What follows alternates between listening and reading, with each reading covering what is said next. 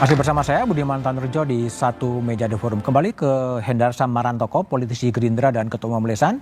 Mas Hendarsam, apa sih sebetulnya arti penting bagi Gerindra gitu ketika kemudian PDIP menjadi mitra strategis dari pemerintahan Pak Prabowo?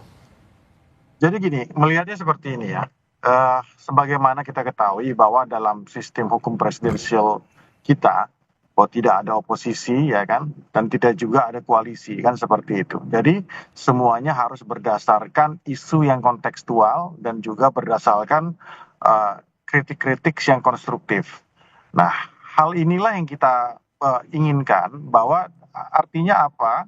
Melihatnya bahwa ketika definisi oposisi itu ada dipraktekkan di dalam politik kita, maka setiap kebijakan pemerintah itu akan selalu dianggap salah. Kan seperti itu.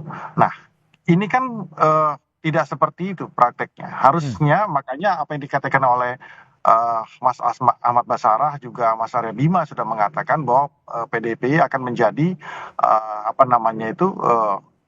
akan menjadi mitra yang memberikan masukan yang konstruktif apabila itu salah, apabila itu tidak sepakat, dan apabila terjadi hal-hal yang sepakat tentang masalah itu, maka ya tidak ada masalah tentang masalah itu.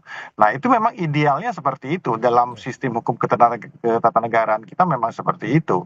Jadi kita menyambut baik hal tersebut, bahwa itulah yang kami anggap, ya kan, kita anggap dan saya anggap sebagai mitra strategis, bahwa semua sebenarnya ini praktek ini kan sudah berjalan, bagaimana di kelembagaan, ya contohnya di DPR, di tingkat daerah, ya kan, PDIP, Gerindra, ya kan, itu bekerja sama, ya kan, dalam berbagai aspek seperti itu. Jadi itulah sebenarnya idealnya. Oke, baik, Bung Hendarsam. Bung Roni, jadi kalau Anda sebagai ordalnya PDIP maksudnya, apa sih yang dimaksud oleh Mas Pramono sebagai mitra strategis gitu? Sebetulnya apa sih yang dibayangkan? Ya, kan selama ini kan hubungan Ibu dan Pak Prabowo itu kan baik ya. Baik, oke. Wajar saja kan selama ini kan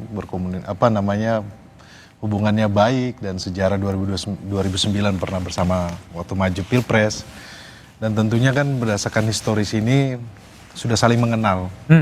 Dan saya pikir bahwa ketika yang tadi disampaikan bahwa sistem presidensial, kemudian kami sebagai penyeimbang, tentunya kan kami bisa menyampaikan kritik-kritik yang konstruktif, Mas. Kritik konstruktif, ya, tapi strategis gitu. Strategis, tentunya kan dalam rangka membangun bangsa gitu.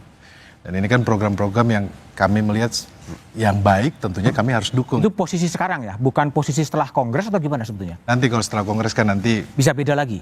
Saya belum bisa sampaikan itu, nanti kita tunggu, Mas. Baik, Mas Umam, apa yang Anda baca nih? Mitra pilihan katanya adalah mitra strategis gitu, bukan mitra konstruktif atau mitra kritis gitu?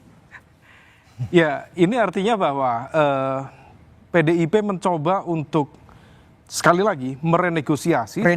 Juga memang karakter oposisi yang selama ini ditampilkan oleh PDIP tampaknya melemah. Kita tidak pernah mendengarkan, misalnya tadi Mas Roni menyampaikan memberikan dukungan, oke lah ini pro rakyat dan lain sebagainya. Tetapi semua itu menjadi sebuah karakter yang completely different, sangat berbeda dengan PDIP yang kita kenal selama ini ketika menjalankan posisi sebagai kekuatan oposisi. Nah, oleh karena itu ini menjadi sebuah menjadi sebuah argumen bahwa barangkali tentu dalam konteks ini upaya renegosiasi ini ditujukan sebagai satu strategi untuk menghadirkan political protection, dan itu yang dibutuhkan oleh PDIP saat ini. Political protection, perlindungan politik dari kekuatan-kekuatan yang mencoba untuk mengerahkan sel-sel jejaring kekuasaannya untuk kemudian mengacak-acak. Nah, ini yang kemudian menjadi terbelah, karena ini sifatnya kan sesuatu yang let's say misterius atau sulit untuk dijelaskan, dibuktikan ya.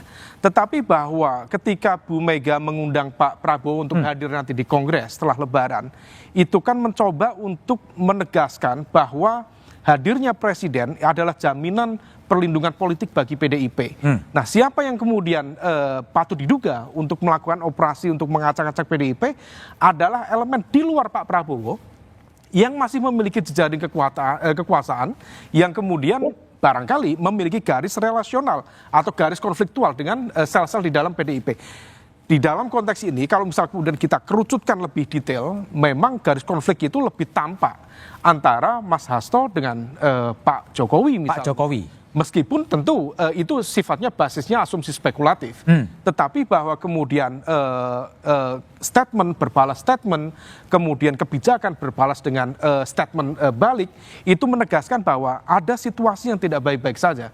Dan kalau misal kemudian dalam konteks kepartaian, untuk mengerahkan, mengambil alih kekuatan PDIP bukan dengan mengganti Bu Mega, tetapi menetralisir seluruh elemen-elemen di sekitar Bu Mega sehingga kemudian kendali atau kontrol itu bisa diambil. Nah, salah satu yang kemudian anasir itu yang ingin dipisahkan adalah Mas Hasto menjadi target utama. Mas Hasto akan dipisahkan. Meskipun dalam konteks ini, Mas, saya ingin menggarisbawahi, kalau misal kemudian mempertanyakan basis penyidikan yang dilakukan oleh KPK, KPK juga bisa memiliki basis argumen yang kuat.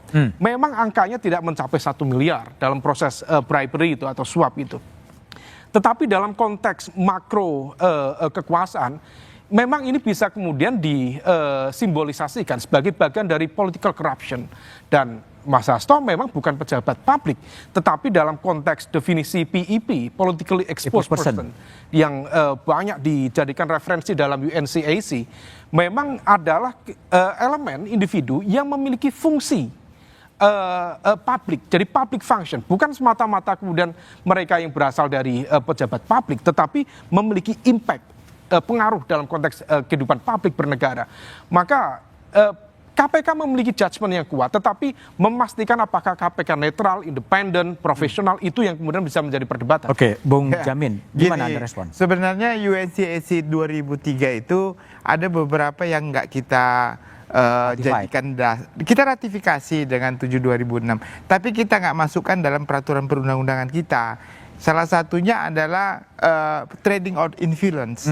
Ya, jadi trading of influence itu memperdagangkan pengaruh itu tidak ada di kita di dalam pasal itu menjadi sanksi pidana, kecuali kalau dia menerima uang, menerima suap. Jadi boleh orang memperdagangkan pengaruh, tapi jangan terima uang. Ya, kalau dia terima uang kena dia. Kena juga. Ya, kalau dia memperdagangkan pengaruh boleh-boleh saja gitu, tapi jangan terima uang. Tapi kalau di UNCAC kena, tapi makanya nggak ada pasal itu di kita. Nah, jadi terkait dengan tipikornya di Indonesia itu sebenarnya kalau kita lihat korupsi itu cuma suap, gitu loh. Oke. Nah, tapi kembali kalau kepada putusan pra peradilan yang waktunya cuma 7 hari, gitu. Iya. Kalau kita berspekulasi apakah KPK menang dan KPK kemudian kalah, kira-kira dampak bagi KPK-nya seperti apa nanti itu? Kembali lagi saya katakan begini, kita ini unik di negara kita ini ya. Jadi bisa aja tiba-tiba kasus itu berhenti, tapi ada juga yang nggak jadi kasus. Jadi ini sesuatu yang Ibu Mega kan sudah bilang, ini kan kasus remeh-temeh, kayak artinya kasus yang kecil mesti banyak kasus yang lain begitu. Tapi kan pelanggaran juga menurut KPK. Oh iya, pasti pelanggaran. Cuma masalahnya kalau kita lihat nuansa tadi disampaikan para politik ini kan sudah lebih nuansa politiknya lebih kental daripada hukumnya. Walaupun tetap kita hormati, kedudukan hukum harus tetap kita jaga. Cuma permasalahannya adalah ini komoditi bisnis hukum atau bukan gitu. Jadi jangan hukum dijadikan sebagai alat untuk bernegosiasi. Nah itu kita nggak bagus itu, artinya negaranya kurang bagus. Saya kembali ke Bu Kony. Bu Kony, kalau menurut analisa Anda sebagai seorang analis pertahanan, apakah memang PDIP sedang melakukan sebuah mencari political protection menurut Mas Umam? Tapi jawabannya setelah jeda berikut ini.